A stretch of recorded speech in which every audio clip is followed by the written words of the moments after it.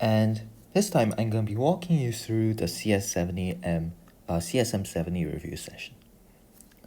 And we're going to be covering a couple topics: probability, random variables, bounds, and discrete distributions, continuous distributions. Particular for bounds, we're going to be covering Markov and Chebyshev. And we are not going to be covering Chernoff, which is in the notes, but we don't think is as interesting as Markov or as essential as Markov and Chebyshev's, because Chernoff is more or less an application of these two bounds. And it shows that if you do some clever things to it, you can get a very, very strong bound. Okay, so let's actually walk through these. The way I'm going to go through this is I'm not going to be going through all the questions that we have, but I'm going to go through the most crucial questions. Okay, probability. So what are some things to take away from this probability section? I think there are a couple things. I think the first part is probability A comma B. Again, you can write this as A comma B is equal to probability of B given A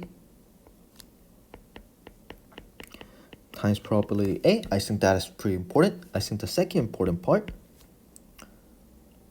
is this equation right here. I think that's very important. And the third important part, I'm just going to write them down. I think it's this equation right here, which is the total Bayes rule. I think, but the third one is not as important as the first two. And the reason being, it's just the application of those two. And once you understand the first two, you can derive the third one really easily. So let's actually walk through the first one for a little bit. So this is sort of going to be a proof for this, number one. Now the proof actually goes like this. You start off from probability of B given A, apply the definition, comma B, over probability of A, and then multiply both sides by probability of A to get you to what we want. And there you have it. That's our proof. That's a pretty nifty proof for the first section. For the second section, I'm going to be doing, well, a pseudo proof. It's going to be a proof by diagram, which you should never use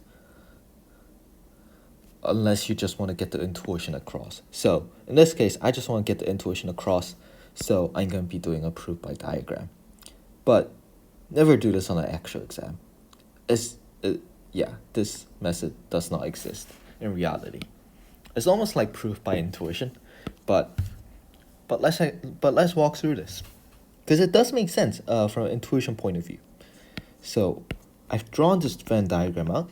I have A and B, and what I want to figure out is this section right here. I want to figure out what's this probability of B.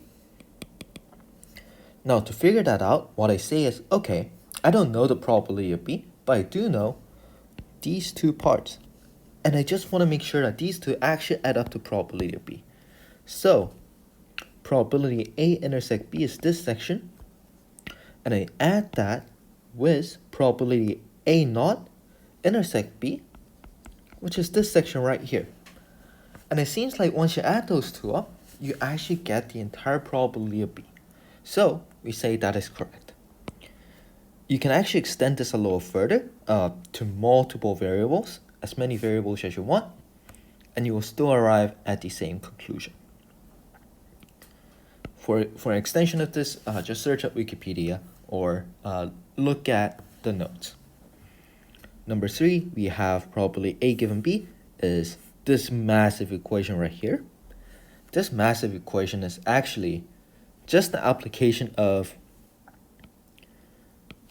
this section. So probability A given B is this part, and then you replace this probability of B. Oh boy. This probability of B, you replace that with this equation right here, or this equation right here, which is perhaps the expansion of this section, of the first section. So So you just replace this probability of B with this entire massive equation, and that's what we get.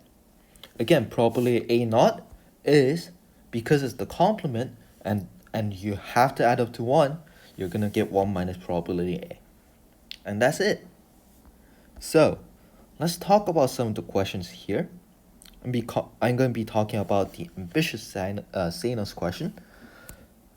Now, I want you to take a moment to read through it because this is pretty important, but I want to point out a couple important facts about this. Number 1 is that bag A contains 60 soapstones, 40 time stones, and bag B contains 40 soapstones and 60 time stones. Then Sanos chooses 1 to 2 bags at random, is 0.5 of being selected, and then removes 3 stones from the bag without replacement. Okay, let's go over part A, and then we'll go over part B. So for part A, she's just going to remove some of them. For part A, assume that all 3 stones were soapstones. What is the probability that the selected bag is A? So,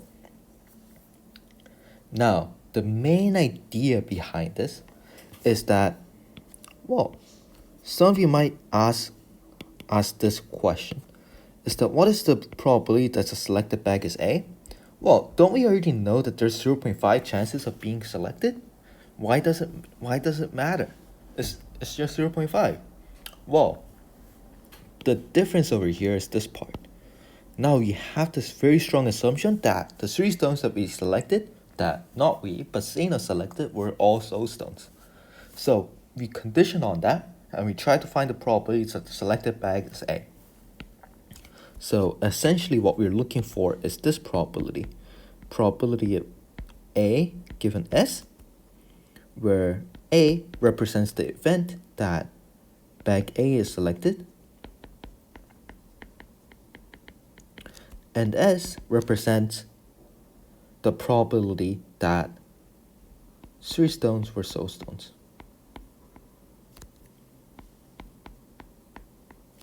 R, oh boy,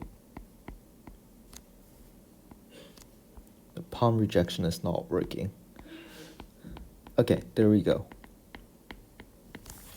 Are soapstones. And how do you figure this probability out? This looks massive. It looks very difficult. We have our friend. We have our friend Bayes' rule. And Bayes' rule says this. So your line of thinking should be, okay, there's probably A given S. Let me figure out how to do this. Wait, how can I do this? Bayes' rule. This looks like Bayes' rule. So this is our number one step. And then right after that, we say, let's write the Bayes' rule down. So we take this total probability rule that we had in number 3, right here, and just write that in. And it seems like, based on this, what we need are these factors. We need probability A, we need probability B, we need probability S given A. Let me just separate them out a little bit. We also need probability S given B. So we just have to calculate each one of them.